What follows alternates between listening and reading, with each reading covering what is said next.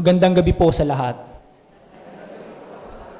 Minsan po na ako po ay nagmisa ng isang linggo dito. Ako yung kumuha ng 6 p.m. at 7:30 p.m. Pagkatapos ng misa, nakita ko na yung ating mga sakristan, itong mga maliliit na to, na nakita ko na pagod sila. Nag-serve ng 6 p.m., nag-serve pa ng 7:30 p.m. So inisip ko, pakainin ko. So pumunta kami sa isang fast food. Hindi ko na lang sasabihin kung ano. Baka mahulaan nyo. Kumain kami sa isang fast food at nag-order. So habang nag-order, pinaakyat sa taas kasi magulo. So sa taas yung mga bata, ako at yung isang kuya nila ay nasa baba nag-order. Pagkakuha ng order ng mga bata, sabi ko, yun po yung para sa mga bata, ito po yung order ko.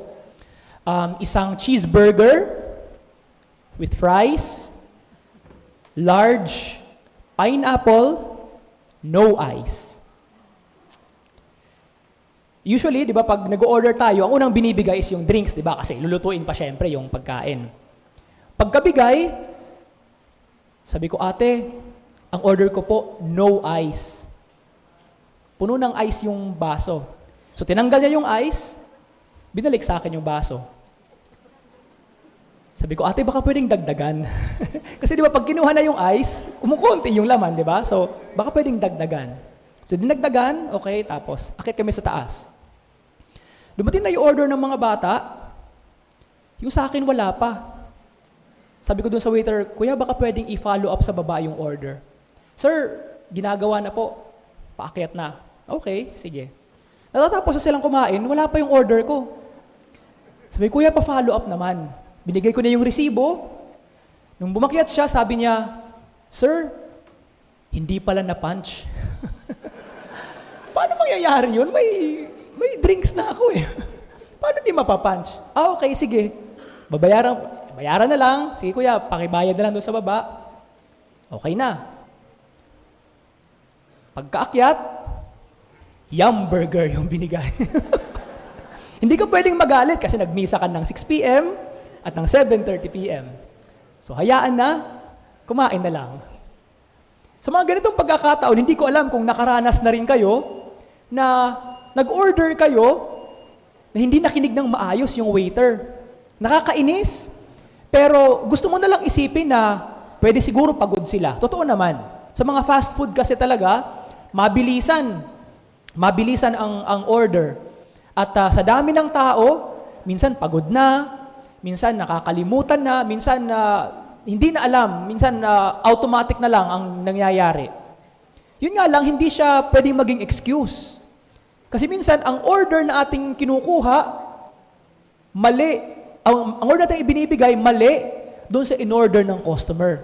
Hindi lang siya nakakahiya sa establishment, kundi nakakahiya din para sa ating sarili. A classic example ng isang tao na nakikinig, pero hindi naman iniintindi ang pinakikinggan. Sa Ebanghelyong binasa ngayon, ang kwento ay tungkol sa pagsunod ng mahal na Birheng Maria. Gusto po itong ating pagnilayan natin ngayon. Ang pagsunod, ang pagiging masunurin ng mahal na Birheng Maria. Ano ang sabi ni Maria kay Anghel Gabriel? Sabi niya, ako'y alipin ng Panginoon. Mangyari sa akin ayon sa wika mo. Ako'y alipin ng Panginoon. Ang isang alipin, kapag inutusan ng kaniyang amo, gustuhin man niya o hindi, kailangan niyang sumunod. Ang isang alipin, wala siyang magagawa, anuman ang iutos ng kaniyang Panginoon, kailangan niyang sundin. Hindi pwede na hindi niya susundin. Nung unang panahon na legal pa ang slavery, malalaman mo kung gaano katigas ang ulo ng isang alipin o ng isang slave sa dami ng latay ng latigo sa kanyang katawan. Buti na lang sa ating panahon ngayon, wala nang ganon. Pero ang isang alipin, nakahanda siyang tumugon sa utos ng kanyang Panginoon at gagawin niya ito, gustuhin man niya o hindi. Now, ang tanong, ang mahal na Birheng Maria ba, nung sinabihan siya ng Anghel Gabriel sa responsibilidad na kanyang dadalhin dito sa lupa, pwede ba siyang umayaw sa sabi ng anghel? Pwede. Pwede. Pwede ba ang mahal na Birheng Maria mag-refuse? Ayokong sundin, ayokong tanggapin ang malbigat na responsibilidad na iyan. Pwede ba sa mahal na Birhen? Pwede. Pwede. Meron siyang choice. Meron siyang freedom.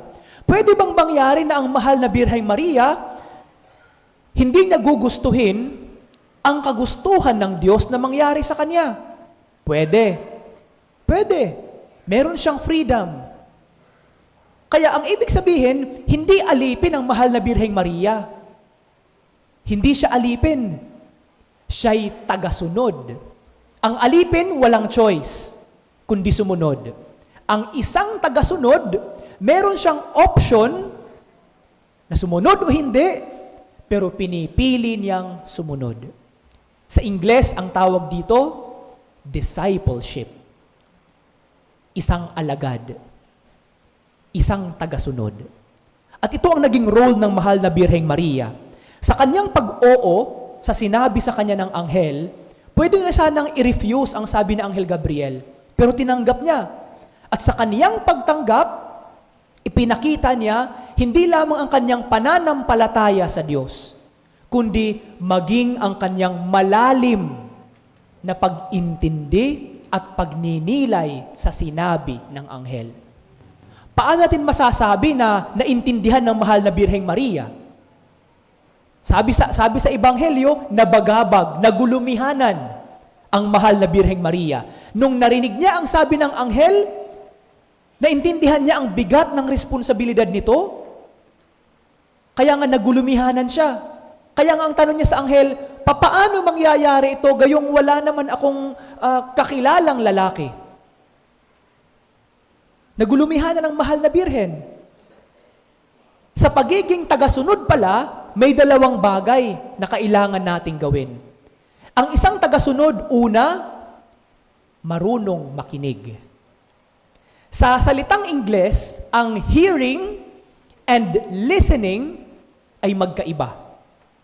Ang hearing, naririnig natin ang sinasabi ng tao, pero hindi natin binibigyan pansin kung ano ang sinasabi niya. Hindi natin iniintindi ang kanyang sinasabi.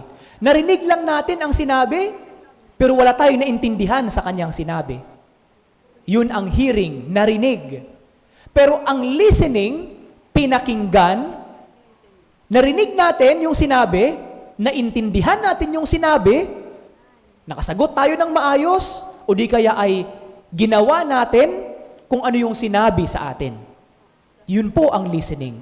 Ang mahal na Birheng Maria,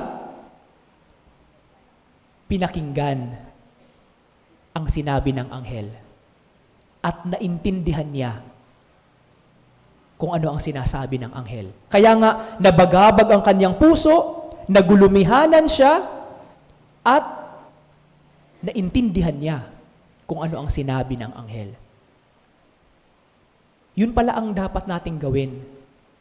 Kapag tayo ay nakikinig sa boses ng Diyos, hindi lamang natin ito pinakikinggan sa isang tenga at lalabas sa kabila. Yun pala ang ating gagawin kapag pinakikinggan ang boses ng Diyos o ang sinasabi ng ibang mga tao, iniintindi ang sinasabi, pinagninilayan sa puso. Yun ang ginawa ng mahal na Birhen. Sa kanyang pagkarinig sa sinabi ng anghel, pinagnilayan niya sa kanyang puso, ano ang ibig sabihin nito?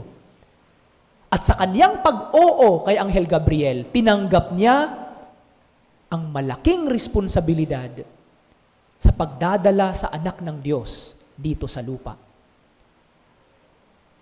Pinakinggan at pinagninilayan. Yun po ang una. Ang pangalawa, ang pakikinig o pinakikinggan na may pag-ibig. Pagtalima na may pag-ibig. Kung ano yung sinabi, ginagawa, hindi dahil napilitan, Hindi dahil natatakot, kundi dahil iniibig natin, minamahal natin yung taong nagsasabi sa atin. At ganun po ang ginawa ni Maria. Sa kanyang pagkarinig doon sa sinabi ng anghel, at naintindihan niya yung sinabi ng Anghel Gabriel, sinunod niya ito. Hindi dahil natatakot siya sa Diyos. Hindi dahil napilitan siya sa sinabi ng anghel. Ang Diyos hindi namimilit. Ang Diyos hindi namimilit. Kaya nga, kung ating babalikan at aalalahanin ang kwento ng Ebanghelyo, habang si Jesus ay nakabayubay sa krus, ano o sino yung tao na nandoon sa paanan ni Jesus? Ang mahal na Birheng Maria at ang alagad na pinakamamahal ni Jesus, si San Juan. Pinanindigan niya ang responsibilidad na ito, pinanindigan niya ang pagiging ina ng Diyos, at hanggang sa kamatayan, nandun siya kasama ng kanyang anak sa paanan sa krus. Ngayong panahon ng Adbyento at sa papalapit na Kapaskuhan, siguro ito yung dalawang bagay na pwede nating pagnilayan sa ating sarili at maging sa loob ng simbang gabi na ito. Ano ba ang tinatawag ng Diyos sa atin ngayong Pasko? Ano ba ang tawag ni Jesus? Ano ba ang nais ni Jesus para sa atin ngayong Pasko? Tatanungin naman natin, papaano ko naman tutugunan? Papaano naman ako tutugon sa pagtawag ni Jesus? Gusto kong tapusin ang ating pagninilay sa isang kwento tungkol sa Sanlakbay ng Archdiocese of Manila. Hindi ko alam kung familiar kayong lahat. Ang Sanlakbay, ito ay ministry sa Archdiocese para sa mga drug dependents, mga addicts na gustong magbagong buhay. Bago pa ang war on drugs ni Pangulong Duterte, meron ng Sanlakbay ang Archdiocese of Manila. At ang kanilang director nito, hindi ko alam kung ang iba sa inyo nakakakilala, si Father Bobby de la Cruz. Si Father Bobby de la Cruz. Pinili siya para maging director, hindi dahil napili siya out of the blue. Pinili siya dahil siya mismo dating drug addict. At hindi lang simpleng drug addict. Nagbenta siya ng drugs. At hindi lang marijuana ang kanyang binenta. Dumating sa punto, nagbenta na siya ng shabu. Nagnakaw na siya sa kanilang bahay para lang may pansustento sa kanyang bisyo. At dumating sa punto na nakulong siya. Hindi lang isang beses, maraming beses pa. Maraming beses pa. Hanggang sa dumating sa punto na yung judge, kilala ng kanyang pamilya, dahil labas-pasok siya sa kulungan, ang sabi ng judge sa kanyang pamilya, hindi ko siya ikukulong, pero kailangan paalisin niyo siya dito sa Pilipinas, papuntahin sa ibang bansa, at hindi na babalik pa dito. Medyo maikaya ang kanilang pamilya, kaya habang inihahanda ang kanyang mga papel para pagpunta sana sa ibang bansa, nagkataon naman na pumunta dito sa Pilipinas, sa Manila, si Pope John Paul II. Nakapag-attend siya ng World Youth Day, or nakapag-attend siya ng misa ni Pope John Paul dito sa atin, at naantig ang kanyang puso sa isa sa mga homily ni Pope John Paul. Hanggang sa na-realize niya ang kanyang buhay, sumali siya, I think, sa isang neo-catechumenal or charismatic group. At sabi pa nga, the rest is history. Pwede palang mangyari na ang isang drug addict, pwede palang magpare.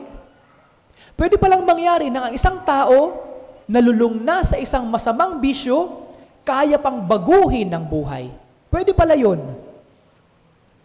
Ang kailangan lang, pakinggan ang boses ng Diyos. At hindi lamang simpleng pakinggan, tugunan ang sinasabi ng Diyos. At yun ang ginawa ni Father Bobby. Sa kanyang pagtugon sa tawag sa kanya ng Diyos na maging pari, na ordain siya, at sa kanyang pagiging pari, sino pa ba ang mas makakaintindi sa mga drug addict, kundi ang isang kapwa o dating naging lulong din sa droga? Mga kapatid, sa ating pakikinig sa boses ng Diyos at sa tawag sa atin ngayong Pasko, ano ba ang sinasabi ni Jesus sa atin? Ano ba ang nais niyang mangyari sa iyo o sa iyong pamilya ngayong Kapaskuhan? At sana po sa ating pagtugon, sa kanyang pagtawag sa atin, hindi lamang tayo tutugon para sa ating sarili, kundi tulad ni Father Bobby, we pay it forward. Sa ating pagkarinig sa boses ng Diyos, anuman ang ating gawin sa ating buhay, gawin din natin ito. Ibalik din natin ang biyaya sa ibang mga tao.